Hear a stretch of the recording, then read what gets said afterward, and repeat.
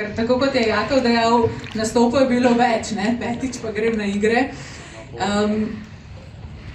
Zajet v nek knjižni žanr. Kaj bi brali o vas?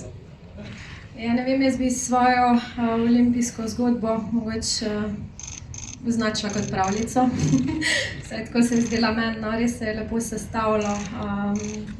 V bistvu, ja, nekaj najlepšega, kar lahko športnik doživi v svoji karieri. Tudi jaz sem si olimpijsko medaljo, pa sploh olimpijski nastop želela, odkar sem bila majhna deklica, pa sem to spremljala po televiziji.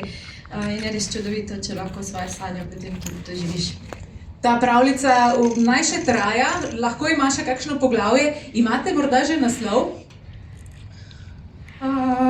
Mogoče bi lahko rekla vztrajno do cilja. Vztrajno do cilja. Ta vztrajnost vas res krasi in hvala, da smo lahko del te zgodbe.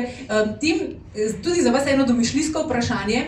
Če bi lahko izbrali neko idealno progo in idealnega tekmeca v finalu, katera proga bi bila in kdo bi bil tekmec v finalu? Zdaj, na zadnjih olimpijskih sem izgubil finale, ne? Tako da bi bilo sigurno smiselno, da bi izbral istega tekmeca na novi progi. Tako da rečemo, da v Livignu z Benjaminom Kandom. Zelo dobro, ne? Bi ga povabili še enkrat. Koliko blizu pa je Livigno vaši idealni progi? Kaj ima Livigno, kar vam je všeč? V bistvu proge še ne poznamo, no? Ker je še tudi danes proga ni 100% pripravljena.